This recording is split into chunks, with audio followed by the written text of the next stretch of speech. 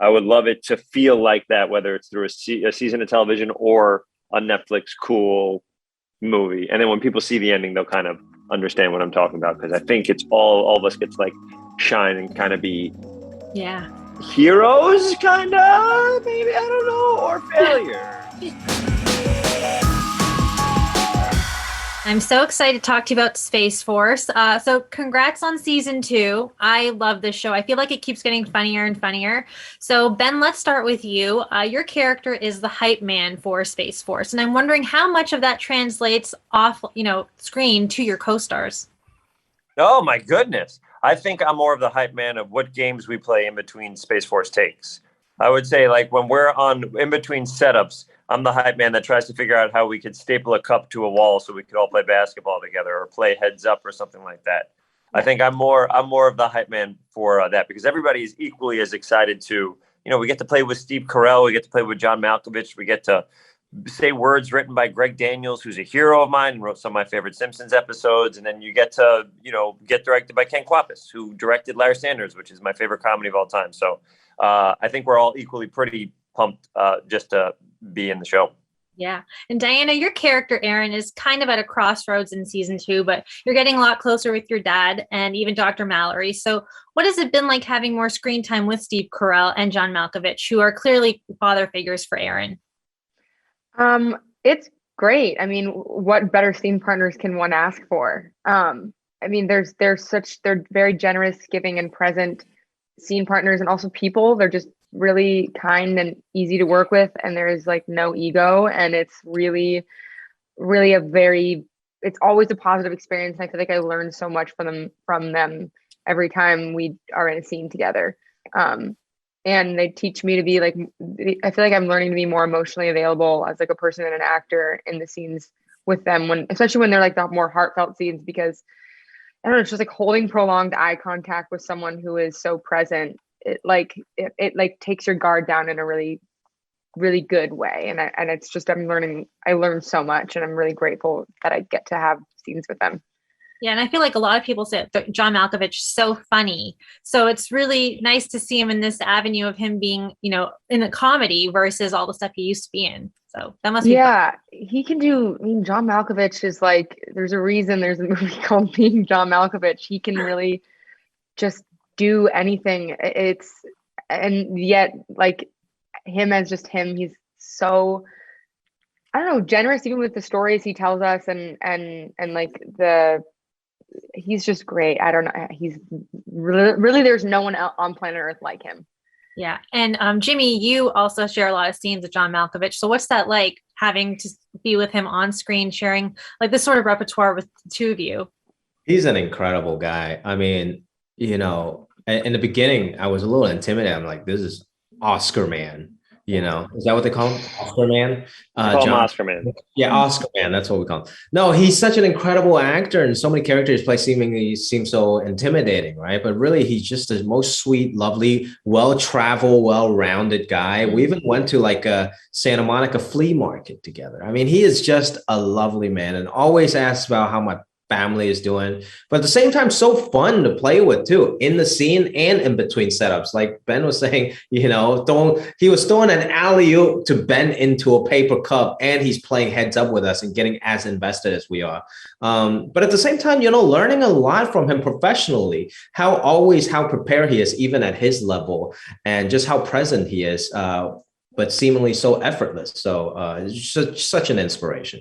Yeah. And, the fun thing is, in this season, you actually get to write an episode, which is a great episode. Kudos to that. What was it like transitioning from just being a character and then getting to help develop these stories behind the scenes? Oh, it was wonderful to be able to be in the same writer's room with Greg and Steve Carell every day. So that was a tremendous learning experience. And it's great. I just know we have like one of the best casts, on all of TV. So it's great to be able to write to everyone's strengths, especially this season. It's an ensemble family dynamic, and really building the arcs and growing the relationships. So I definitely felt more invested than just an actor. And by the time I got on set after 27 weeks of writing, I knew every line, every script. This is what happens before that. That's what happened after that. So it helped tremendously as an actor too. And Tawny, your character this season, Angela, she's dealing with a little bit of PTSD after the moon landing thing. So I'm wondering, how did you channel that kind of pain that she's feeling this season? Wow, you said that in a way that makes me sound like a very good actor. How did I channel the pain? I don't know that I approached it like that just for no reason other than a lack of skill. But what I did do was think about how isolating the last couple of years of the pandemic have been for so many people, and how even though I've largely been fine, just the disconnect, just being disconnected from people is something that she literally had to deal with. She was stranded on the moon. She was not able to get home. A very physical embodiment of the sort of pandemic-y things that we all experience. So yeah, I just kind of leaned into that. And then I also sort of added the pressure of her having to be kind of the best and the one and the woman and the this and the that. All of that pressure really makes you feel like not doing much for yourself. That's why she's throwing clothes out of the window instead of washing her clothes. Because I think once you have so much pressure from outside forces on you, it just makes you not want to do a lot. And so I tried to think about that, like how I would feel if all eyes were on me for something so monumental. And yeah, how to shut down, but without making it too depressing, because this is still a comedy show. So, and I think we found some fun stuff with her drumming in the middle of the night, which is a pure serial killer move for her neighbors. And just her like exploring the relationship with Chan in a casual way. That's, her kind of acting out. So yeah, I think we found good ways to show this complete breakdown. Yeah. And, after that season 2 cliffhanger, which threw us all off course, not going to spoil it, I'm wondering, where do you want to see your characters each in season 3? Diana, let's start with you. I really don't know. I don't know. I think Erin knows, but now I don't think she knows anymore either. Oh man, I would just be so happy to do another season like this one. Everybody just gets to hang and then come up with really fun storylines that services every single character and really play to our comedic strength. So I don't know, I guess we'll have to go figure it out. I would love it to feel like, to either be a season that feels like, or just be a big, cool movie, because that's kind of almost what it lends itself to without spoiling it at the end of it.